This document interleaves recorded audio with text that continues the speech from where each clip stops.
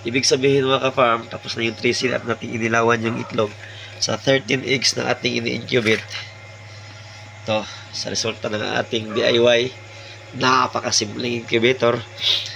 Resulta ito, 2 yung walang laman at 11 yung goods or may laman or buhay na bubuhay yung similya. So ito, 11 to mga ka-farm.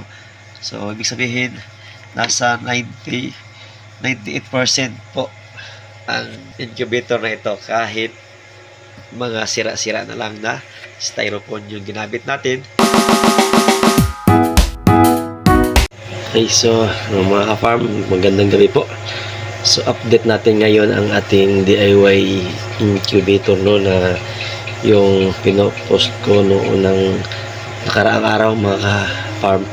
So ilawan natin mga ka-farm kung may laman ba yung itlog na ating in-incubate. Subukan natin mga ka-farm kung gumagana ba itong DIY incubator ko. Sabi ko na mga ka-farm, ano lang ito, mga sira-sira na styrofoam na nagamit, kaya napapakinabangan ko pa po. At saka ito yung heater ko nung binili ko ng incubator sa Shopee mga ka-farm. At so lang nga, sabi ko nga, nasira yung body niya na basag, kaya ang ginawa ko mga ka-farm, ginamit ko siyang heater sa styrofoam na itong box mga ka-farm. So wala na takip mga ka-farm, kaya ang ginawa ko, tagpi ko na lang. So ito, meron akong nilagay sa taas para hindi makasingaw yung init, yung heat niya mga ka-farm, heater niya. So mga ka-farm, ipapakita ko sa inyo ngayon kung may laman na ba yung, nabubuhay ba yung mga similya sa ilalim ng itlog na ating in-incubate. So ngayon mga ka-farm, nasa day 6 na ngayon mga ka-farm. So siguro mga ka-farm, klarong-klaro na kung gumagana itong incubator natin mga ka-farm, ibig sabihin may laman na yung buhay yung mga similya sa ilalim ng itlog. Kaya ito mga ka-farm, ito yung ilalim mga ka-farm. So meron akong 13 eggs mga ka-farm. Yun ang laman niya, ayan lang mga ka-farm. So tubig ako para sa humidity niya, at saka yung mga eggs mga ka-farm, at saka yung ilalim, yung taas mga ka-farm. Sabi ko, ito yon, may fan yan, built-in fan.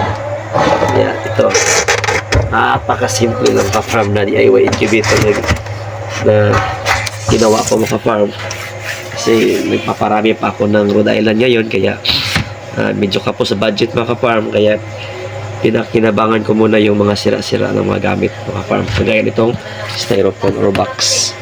So sige, ilawan natin mga ka-farm kung may laman na ba yung itlog na ating nilagay. So naka 38 ito mga ka-farm, kaya binuksan natin, kaya bumaba siya sa 37 kasi binuksan natin mga ka-farm.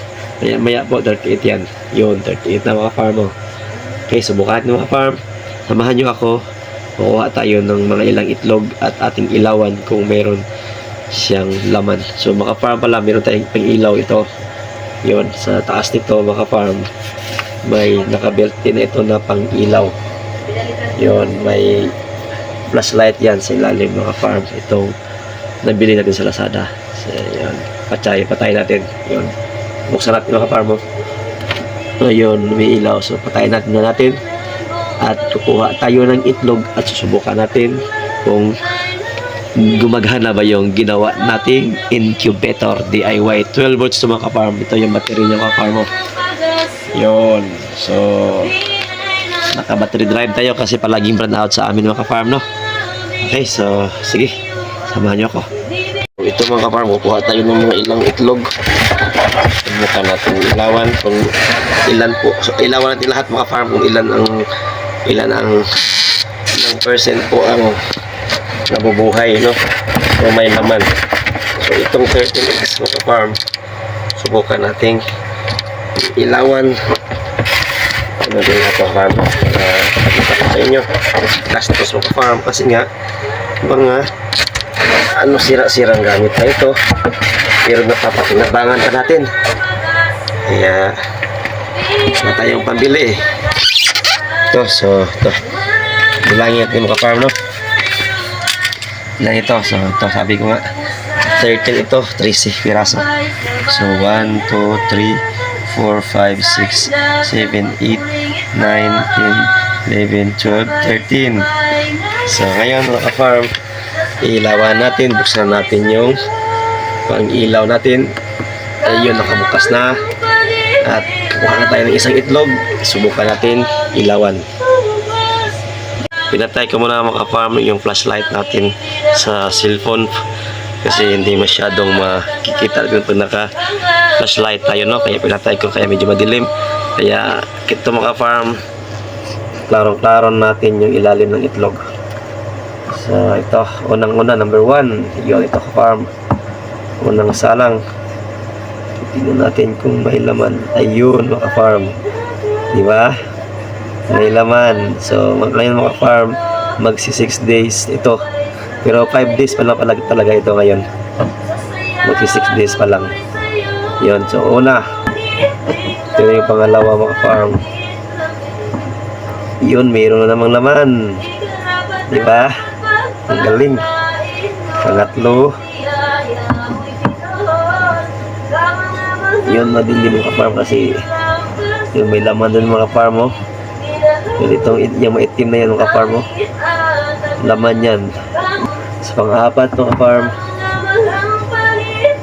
so ito, parang ito yung wala. Yun mga farm, oh, meron ring wala. So may isa tayong walang laman at 3 yung good.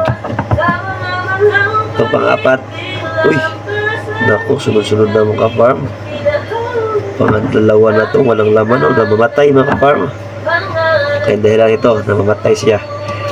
So 3, 2 yung walang laman, 3 yung goods.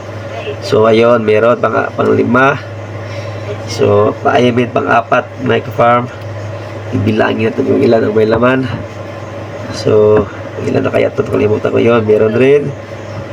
So talagang thank you. Ayun, meron rin mga farm, oh. Yun, meron rin yun. Meron rin ito. So ito, tingnan natin. Ayun, meron rin mga farm. Yun, oh. Yun, diba? So meron naman. So ito, isa. Ayun, goods rin. Meron din naman mga farm. So ito, yan, meron rin. So kitang-kita mga farm. Yun, meron rin. So ito last mga farm.